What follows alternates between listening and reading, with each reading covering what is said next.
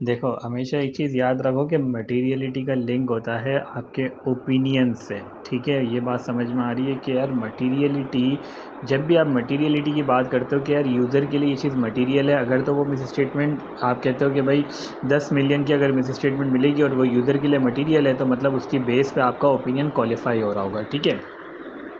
अब देखो, based on your risk assessment, based on the control risk, based on the previous miss statement, आप assess करते हो कि यार इधर रिस्क कितना है, इधर काम कितना करना चाहिए। ठीक है ना। अगर तो आपको लगता है कि यार इधर रिस्क ज़्यादा है, मैंने पूरे अपने मटीरियलिटी परफॉर्मेंस मटीरियलिटी के उसके अंदर एग्जांपल्स भी दिए हैं, बताया भी है, समझाने की भी कोशिश करी है कि यार मटीरियलिटी और परफॉर्मेंस मटीरियलिटी का डिफरेंस ही मेजर यही है कि यार मटीरियलिटी आपकी यूज़ होती है रिपोर्टिंग के स्टेज पर। रिपोर्टिंग के स्टेज पर आप देखते हो क्या मुझे क्वालिफाई देना है, एडवर्स देना है, अगर तो मिस स्टेटमेंट उस मटीरियलिटी को क्रॉस करती है।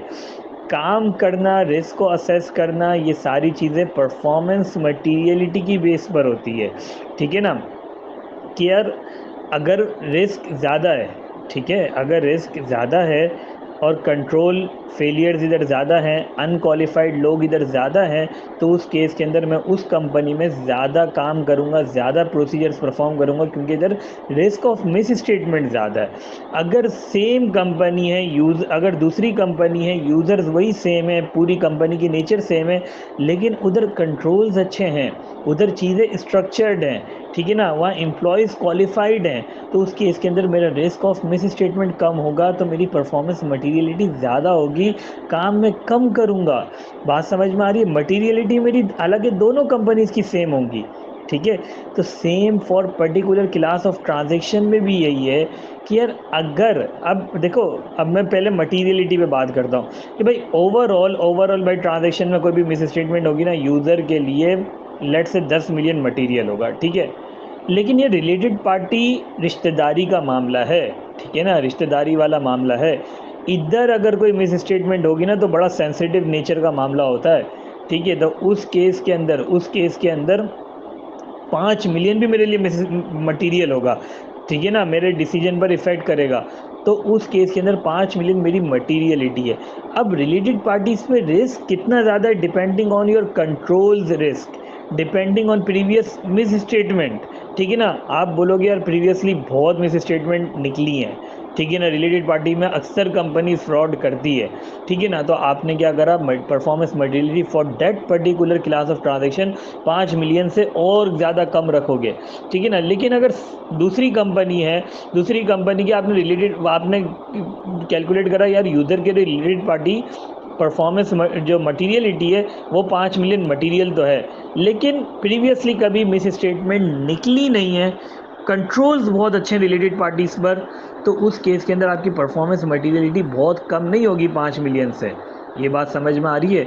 उसमें करीब करीब 5 मिलियन की ही होगी, ठीक है ना। लेकिन दूसरी कंपनी जिसमें प्रीवियसली मिस स्टेटमेंट मिली रिलेटेड पार्टीज़ में, चांसेस ज़्यादा हैं, ठीक है ना, बहुत ज़्यादा, पिछले भी आपने देखे अनक्वालिफाइड लोग हैं रिलेटेड पार्टी में, अक्सर कुछ ना कुछ आपको फ्रॉड प्रीवियसली भी मिला है, तो उस केस के अंदर आपकी performance materiality for debt related party आपकी कम होगी।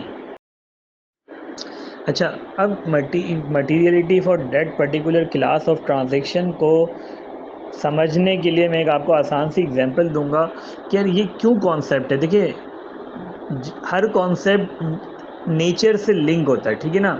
आपने अक्सर मूवीज़ में एक डायलॉग सुना होगा कि यार अगर मुझे कोई बाहर वाला धोखा देता है तो शायद मुझे इतना फ़र्क नहीं पड़ेगा, ठीक है ना, लेकिन अगर कोई मेरा रिश्तेदार या मेरा दोस्त, मेरा कोई करीबी अगर मुझे धोखा देता है तो मेरे लिए बड़ा दुख वाला सीन होता है, ठीक है ना।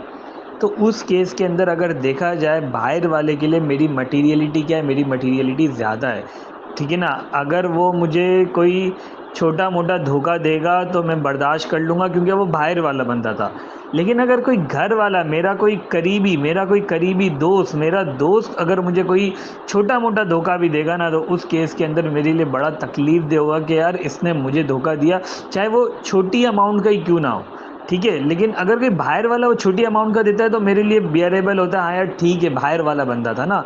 हाँ, बड़ी अमाउंट का देगा तो फिर मुझे लगेगा, हाँ यार दुख लगेगा। लेकिन घर वाला छोटी छोटी अमाउंट का भी देगा ना, कोई दोस्त या करीबी छोटी अमाउंट का भी देगा तो वो मेरे लिए बड़ा तकलीफ दे होगा, तो उस केस में मेरी materiality for that particular class of transaction, मतलब कि मेरे दोस्तों के लिए, मेरे घर वालों के लिए, मेरे जो करीबी रिश्तेदार हैं उनके लिए मेरी मटीरियलिटी क्या है, कम है।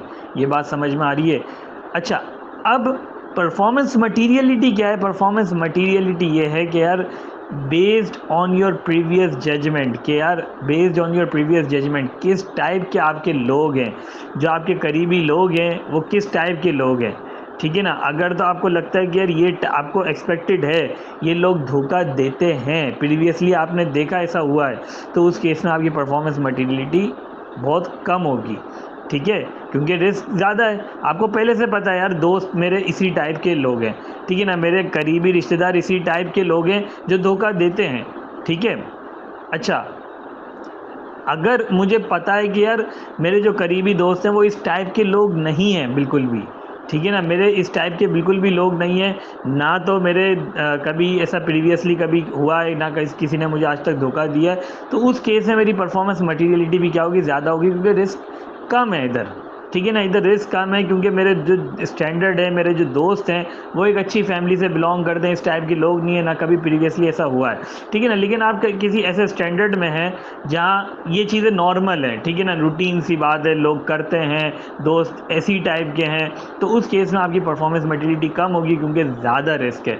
तो होपफुली आपको इस आसान सी एग्जांपल से कनेक्ट करके आपको चीज़ें और क्लियर हो गई होंगी।